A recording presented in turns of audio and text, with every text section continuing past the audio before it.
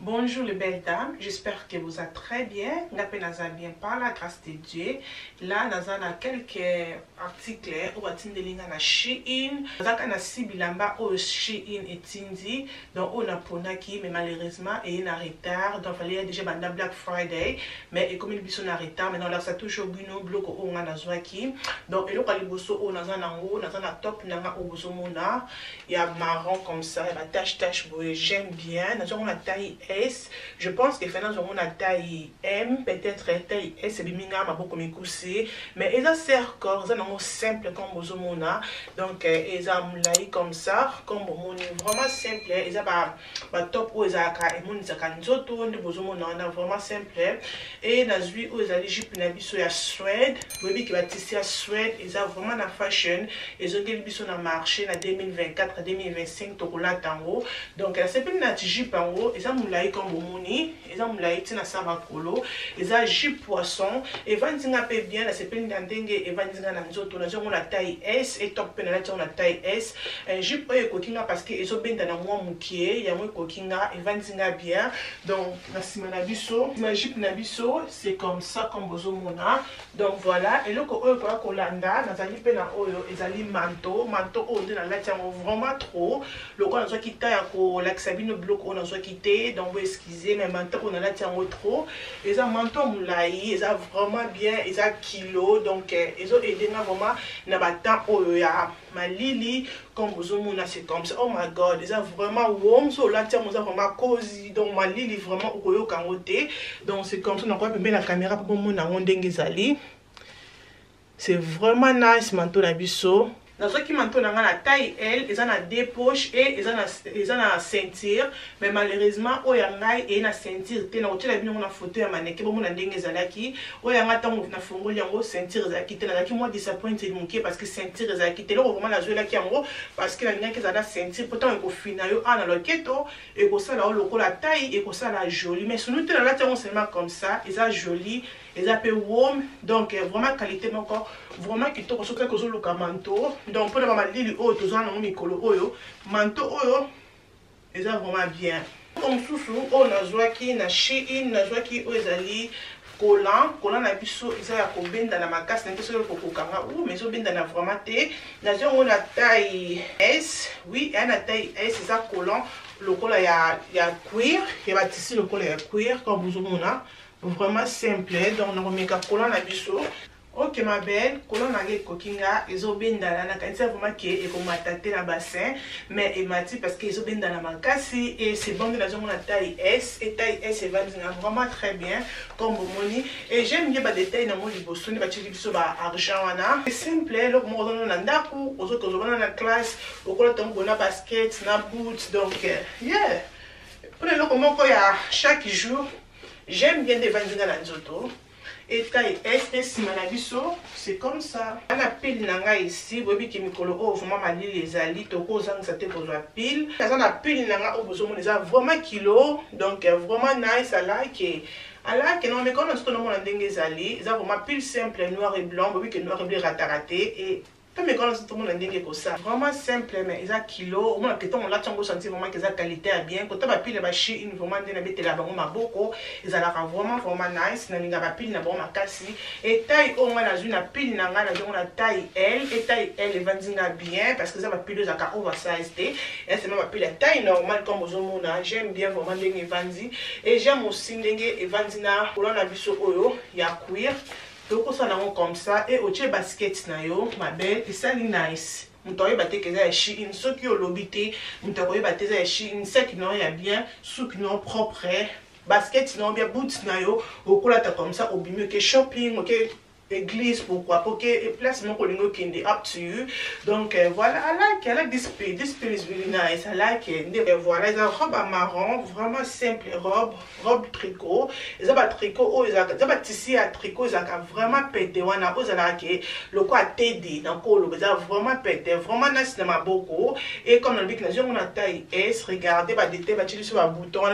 ils ont formaté, ils ont pas bouton à fantaisie. J'aime aussi qu'il va bouton au formaté parce que un moment la question ça robe à bouton ils ont formaté avec la quatre va bouton à ma belle les autres bima ça bouton ça bateau la minene ça la vraiment propreté là c'est pas une idée au bassin ba ba bouton mais ba bouton au formaté et ba le quoi poche mais ils a pocheté ils a la fantaisie on a ma beaucoup milai et je pense que robe oyo et collé à genoux donc voilà donc le baming te maman nanga to mi ka robe na biso vraiment jolie na bi robe oyo ko sala nga nice na nzoto to mi ka na robe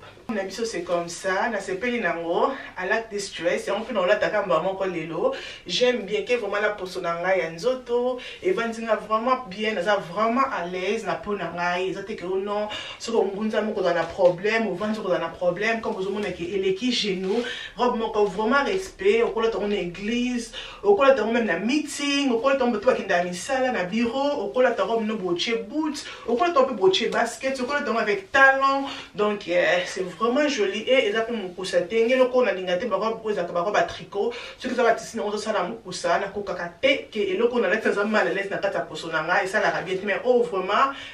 ma belle aux vraiment à l'aise et ça pour le coup ça le moi de qui j'aime bien mais ça na nzoto et ça la vraiment bien na nzoto comme ba ki que ba bouton en haut et ça ba bouton oyo et ça faut mamater comme moment ba bouton en déjà et poche aux ka poche ya fantaisie et si mon habit c'est vraiment simple. Si ma robe n'a plus comme au monde, vraiment simple. Si ma robe n'a plus vraiment simple. Oh, vraiment, na Shein Haul. Et là, on a sepelé dans vraiment robe n'a oyo. Na pesi un bisou. Voilà, les belles dames. N'a écrit la mini haul oyo. To me on a bino ensemble. Il y a information nyoso. Il y a bloc on a la kisi na discount nyoso qu'on a c'est il y a vidéo. Ok. Donc voilà, comment ça n'a été qu'on a na Instagram et qu'on aime vidéo et qu'on ça l'a bien makasi. Là, le quoi on a ici, on regardez toujours qu'est-ce que ça la Kélicia Souki parce avant-hier zaki anniversaire il y a Ems donc voilà et to kena ba na restaurant lelo et samedi ngana Ems to bimaka biso mi balé no bimisé na restaurant donc le cause anniversaire na bimisé semaine na restaurant pour alinga kelo comment côté alinga bimana bana et to bimanga na et donc voilà le cas sur que Kélicia na fongola kiango ils a vraiment propre donc la salle ka élastique le comment ko e ko bimisa mutu na propre pour na week-end oyo le quoi nous allons occuper donc voilà on a la bloc oyo na sali ya Shein na na chambre na zui Kélicia parce que après j'ai pour la muka na zui et to sali na suki donc to skali na 1h20 comme ça pour ba ya bazonga ndako avant que bazonga ndako il faut na sisa Kélicia suki sunute akolinga te na sala yesuki ba le bête d'abord mon suki na o koma na moni vraiment que na message na suki yango couleur à suki yango mon yango comment na changer au M service na ngina cha couleur ni ka ko changer ba couleur mais c'est M ça non pour voir la couleur à suki mon côté forever donc voilà mais I like this color je pense que ils a vraiment trotté et qu'elle a pour son anglais qu'ils a trop mais ça des autres maquillage les autres salons sous joli makasi mais et nous va le mettre un petit commentaire là c'est ceux qui au moins ceux qui n'a au comment et n'est que c'est merci beaucoup na Shein a sponsorisé vidéo oyo merci beaucoup Shein donc voilà article nous sur la Sibino ba détail na on sur information sur vous allez la c'est il y a une vidéo j'espère que mini haul oyo et c'est pélicile ma belle ça comme ça ko sala na kin d'abord tout continuer journée au ngana bino ensemble ici aye azak déjà au la muka na na juillet sikoyo on va donc bilamba au nyonso on va que na sala soupe comme on a des soupes déjà donc on le va bloquer nyonso.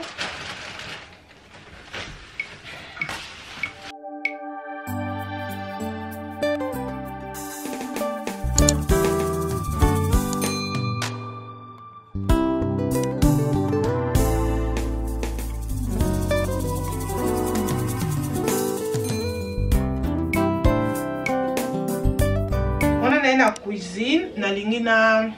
lata westerners na ngana comme na XS c'est on est dans lata et dans celle qui c'est le corolien avant qu'il na ça les souki parce que na nous alliés donc dans lata westerners na ngana so na ndako na ta toujours sentir c'est important il y a pour la taka sentir na biso donc on a dit parce que finalement quand ça qui c'est sûr que là ça va trop serré. Donc comme vous voyez que next mois la rose et ça là est une année de prix qui est dans salle opération nanga ya mabime kova et ça là une année le 19 février donc ça une année banda qui na sala nzoto nanga pe na mesala na nzoto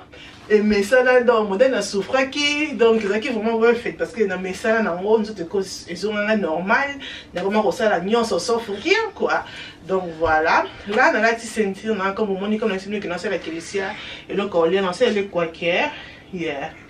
Donc c'est les quaker, allié quaker. La salle les quaker allié.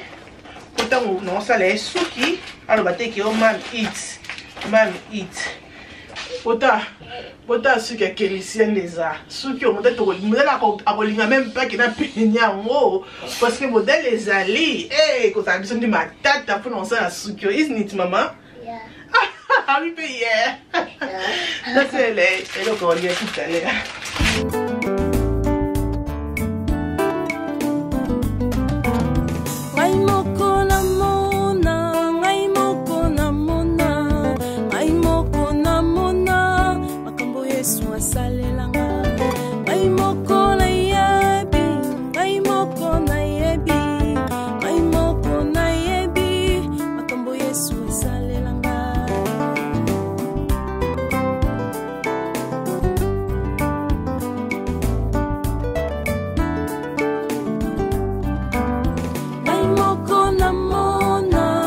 Si kulisa Kélissia na ngisi kuna sala suki donc on a nos autres produits au éco aider que suki na et comme apéter pour que na peigner suki donc bobi que Kélissia alinga quand même pas ba simba e mutu donc ce que simba mutu il faut atala aux autres nini aux sala nini mais Kélissia za kawana les premières ko simba batu mutu ko peigner batu suki ko kanga batu suki on a Kélissia lingaka. Mais si comme il na tourne ma belle bimo bomo na kanda ko koma agité donc on a kanya on a c'est pour que na peigner d'abord likolo après on a surtout comme ko peigner na c'est ma belle tigzaki nde bitumba Kélissia lingaka te ko peigner suki ko sokola suki na suki on peigner ma pc milai wana ete so to suka na wapi.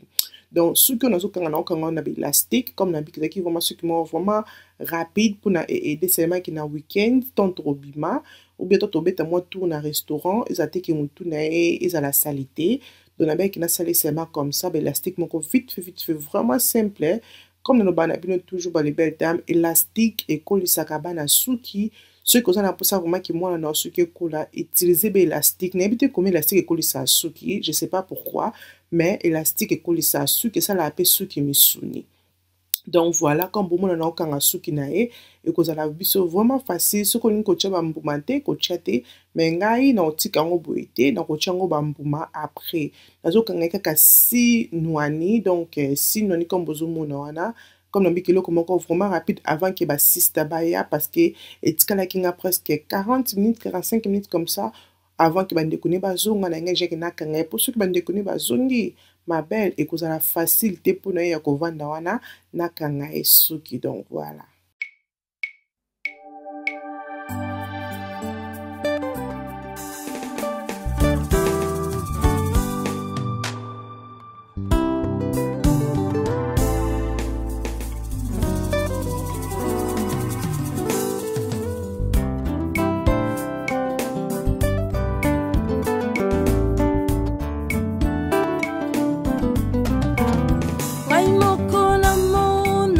Ngai moko na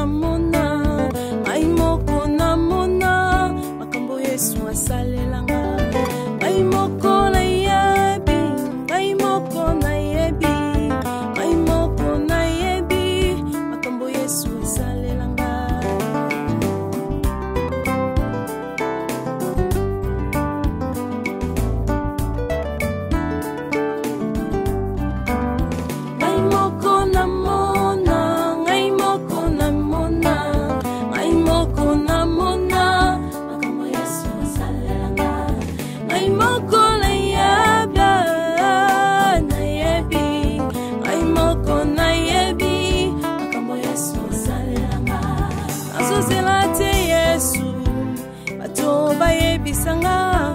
nga moko na yebi makambo Yesu salelanga nazozela te yawe bato bayebisanga nga moko na yebi makambo Yesu salelanga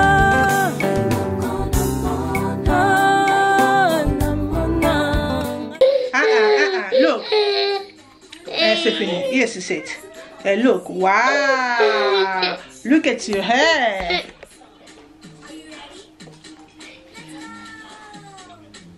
Nice? You like it? I like it. Okay, wow! Kiss, kiss, kiss. Kiss, kiss, kiss.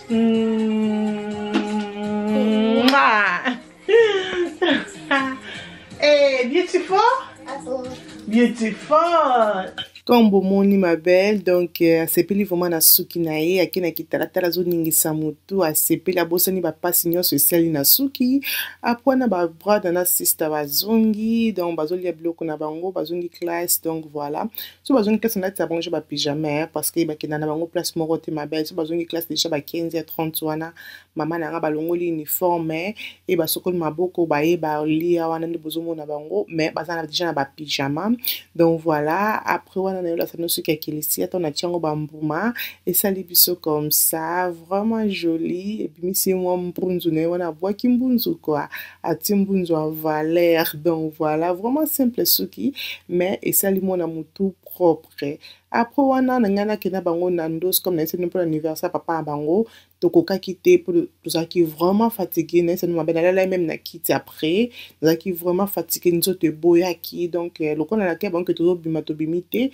na biki na commander KFC parce que na lamba ki na ngate pour na biki te coller na restaurant et wana na somba ki o ezali family meal donc KFC peut comme cher ba les belles dames on na mekeli bino d'abord hot wings et ngana hot wings na linga mingi hot wings et ça linga na so imbala moko ma belle pesa qui vraiment moto na c'est no KFC comme cher et na ki commander KFC comme ça quand la family meal bloc on a vu comme ça et ça linga 26 livres na be et KFC ça qui donc a bloc à 1 pound KFC comme na 26 livres comme ça pour la family meal na be et viens aux matako maman vivre mais comme cher donc voilà on a zo ça bloc on a zo qui au besoin mona on a zo qui chicken popcorn et na zo qui pe aux ali hot wings parce que nga linga hot wings bana pe balinga chicken popcorn et papa bango linga chicken normal donc na zo qui marque ba chicken nyoso donc voilà et na chips comme bozomona donc to zo qui pe aux ali pe ma deswana ndebo moni donc voilà koka ki biso biso 5 to l'équipe to tonde ki pe ba chicken ko te tikala ki anyway donc on to bana ba moni yango bana bazaki vraiment like fête ko bika bana na KFC bana so moni KFC moni ka fête bandi na ndako quoi donc voilà on a servi bango mutamtole na kwa na e nga pe na chia ngai wana nazolia parce que na lamuka vraiment na nzala na la ka place kitana na lamuka vraiment na nzala tona li na bi na ndi pele kisko hot wings na okay bien puis on esale nga bien longolenga maladie pe mona ko comme ko bela. Voilà ma belle vidéo na comme na suka j'espère que vous aimez vlog oyo ko botante ko zala abonné ko aimer vidéo et ko sala nga bien makasi loko to bana bana to kende nando stockete mais to le quand même KFC ba sepela ki mais to ko kende nando lobby nango donc voilà pour la même qui caméra té na filma ki té anniversaire MC ki nango bien donc voilà zala abonné na la Roche Show aimer et partager ko sala nga bien makasi bisous bye.